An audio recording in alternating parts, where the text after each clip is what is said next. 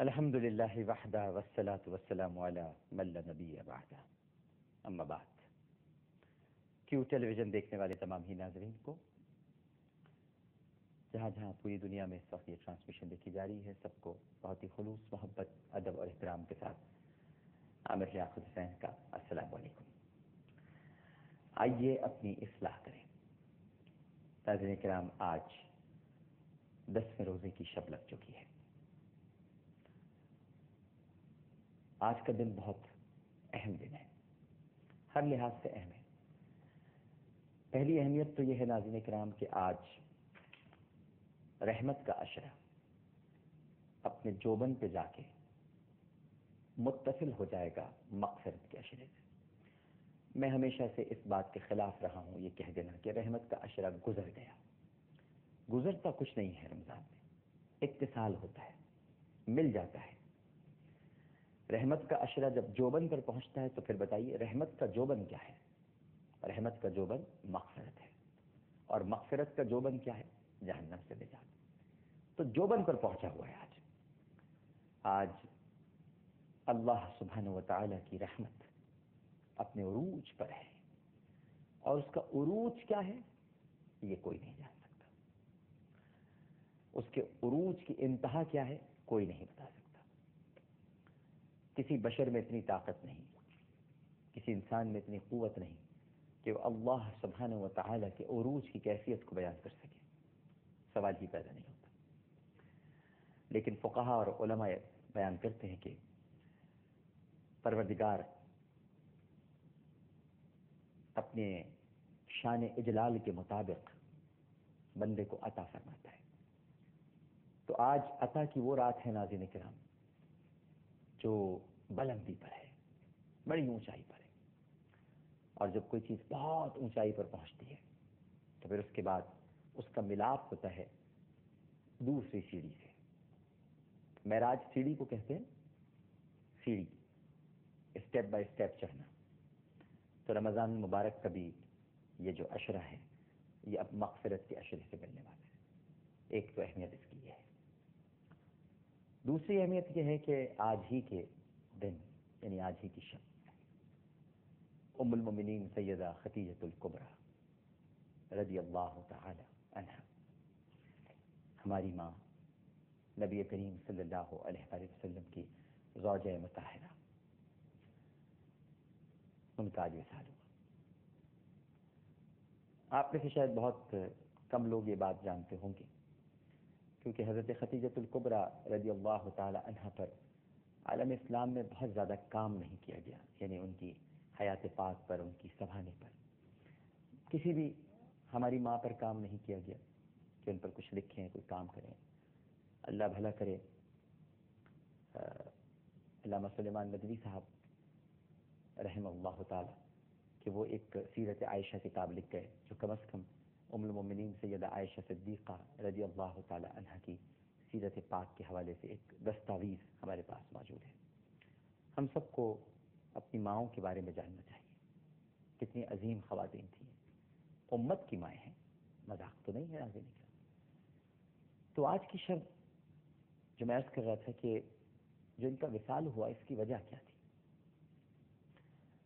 آپ کے علم میں ہوگا کہ جب کفار نے، مشرکین نے نبی کریم صلی اللہ علیہ وآلہ وسلم پر حیات کے دروازے تنگ کر دیے اپنی دانست میں، ورنہ تو سرکار خود حیات ہیں، بلکہ حیات کی بھی جان ہے، خالی حیات نہیں ہے، حیات کی بھی جان ہے۔ لیکن اپنی دانست میں انہوں نے سوچا کہ نبی کریم صلی اللہ علیہ وآلہ وسلم کو ایذا پہنچائیں، تکالیف پہنچائیں، دکھ دیں، درد دیں۔ تو آپ نے ان کا سوشل بائیکاٹ کیا، اور تمام مشرکین نے یہ ایک معاہدہ تحریر کیا، جسے خانہ کعبہ کی دیوار پر لٹکا دیا گیا کہ آج سے بنی ہاشم کا سوشل بائیکاٹ ہے۔ اور اس کے بعد شیب ابی طالب، جس کو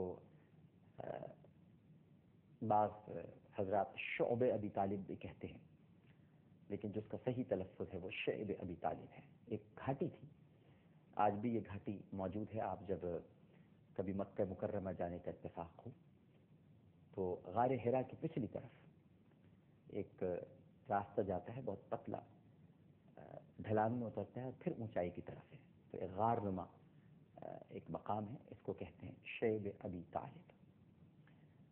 یہ اس گھاٹی میں محصور کر دیا گیا تھا بنی ہاشم کو. ان میں ظاہر ہے کہ نبی کریم صلی اللہ علیہ وآلہ وسلم کے گھر والے، ان کے اہل خانہ، حضرت ابو طالب، ان کے بچے جعفر، عقیل، ابو الفضل عباس، علی کرم اللہ وجہہ اور دیگر ہستیاں، یہ سب کے سب وہیں اسی گھاٹی میں محصور ہو گئے تھے. حضرت خدیجۃ الکبریٰ رضی اللہ تعالی عنہ جو بڑے ناز و نعم میں پلی تھی، ملکہ عرب تھی، طیبہ، سیدہ، طاہرہ، معمولی خاتون نہیں تھی. دولت کے انبار تھے جناب، سب کچھ لٹا دیا اسلام کے لیے، اپنے آقا کے لیے. تو ایک وقت ایسا آیا تھا ناظرین کرام کہ کفار کی طرف سے تو شاید کچھ لوگوں کے دل میں رحم آ جاتا تھا، اور ایک شخص تھا، اس کا نام تھا مطعم بن عدی. تو اس نے تو 1-2 مرتبہ کھانا بھجوا بھی دیا تھا، لیکن ایسی حالت ہو گئی تھی آخری دنوں میں کہ یعنی جب محصوری کے دن ختم ہونے والے تھے کہ وہاں پر جو پودے اگے ہوئے تھے ادھر ادھر وہ تک کھانے پڑے تھے. اس کے علاوہ کھجور کی جو چھالیں ہوتی تھیں ان کو بھی چھیل چھیل کر کھا لیا جاتا تھا اور پھر پانی پیا جاتا تھا. اس دوران حضرت خدیجۃ الکبریٰ رضی اللہ تعالی عنہ کی طبیعت بہت خراب ہو گئی، بہت خراب ہو گئی طبیعت. اور جب اللہ کے حکم سے وہ معاہدہ دیمک چاٹ گئی، اور اس معاہدے کی تمام شرائط جب حضرت ابو طالب نے کہا کہ جا کر دیکھو، انہیں اللہ کے رسول صلی اللہ علیہ وآلہ وسلم کے اوپر وحی آئی، نازل ہوئی، اور انہوں نے ارشاد فرمایا کہ چچا جان ان سے کہہ دیجئے جا کے دیکھ لیں، وہاں تو اب کوئی معاہدہ نہیں ہے. تو ابو طالب نے ایسے ہی کہا. دوبارہ جب جا کے دیکھا تو وہ دیمک کھا چکی تھی معاہدہ. لیکن جب یہ ختم ہوا اور پھر اس کے بعد حضرت خدیجۃ الکبریٰ رضی اللہ تعالی عنہ تشریف لائیں تو اتنی صاحب فراش تھیں کہ آپ سے اٹھا تک نہیں جاتا تھا، نہ قحط کے عالم. نبی کریم صلی اللہ علیہ وآلہ وسلم آپ کی تیمارداری فرماتے تھے. سرکار صلی اللہ علیہ وآلہ وسلم نے اپنی حیات پاک میں اگر کسی کی تیمارداری کی ہے تو حضرت خدیجۃ الکبریٰ رضی اللہ تعالی عنہ کی ہے. سوچئے کیا مقام ہوگا. طبیبوں کا طبیب اس کا تیماردار، اللہ اکبر. اپنے ہاتھوں سے دوائی پلاتے تھے. بعض روایات میں آتا ہے، ابن اسحاق میں لکھا ہے کہ آپ کے بال بناتے تھے، کنگھی کرتے تھے، آپ کو کھانا کھلاتے تھے اپنے ہاتھوں سے. میں یہ بیان کر رہا ہوں، مجھے تھوڑا سا رونا بھی آ رہا ہے یہ بات کہ سرکار کسی کو کھانا کھلا رہا ہو. سوچیں تھوڑی دیر کے لیے، میرے آقا کریم پیالے میں کھانا بنا کر چمچے سے حضرت خدیجۃ الکبریٰ کو کھلا رہے ہیں.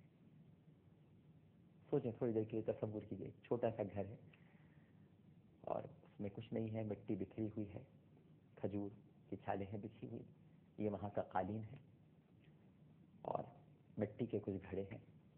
ملکہ عرب کا گھر ہے، ملکہ عرب، میری سیدہ، میری طیبہ، میری طاہرہ، میری ماں، اور وہ صاحب فراش ہیں، بستر علالت پر ہیں. حضرت جبرائیل تشریف لا رہے ہیں، نبی کریم صلی اللہ علیہ وآلہ وسلم کو پیغام دے رہے ہیں، خدیجہ کا آخری وقت آ پہنچا. لیکن سرکار یہ فرماتے ہیں، نہیں خدیجہ، ہم نے دلاسا دینا سرکار سے ہی سیکھا ہے، ہم عاشق ہیں. سرکار نے یہ نہیں فرمایا. شاید ڈاکٹرز کو، کیونکہ سرکار طبیب الطبیب ہیں، اطباء ہیں، اطباء کے بلکہ امام الاطباء ہیں، تو اسی لیے شاید ڈاکٹرز میں یہ صفت پیدا ہو گئی ہے کہ وہ کبھی بھی مرنے والے کو اور اس کے لواحقین کو یہ نہیں کہتے کہ تمہارا گھر کا فرد پردے والا ہے، بلکہ کہتے نہیں ہم پوری کوشش کر رہے ہیں. تو امام الاطباء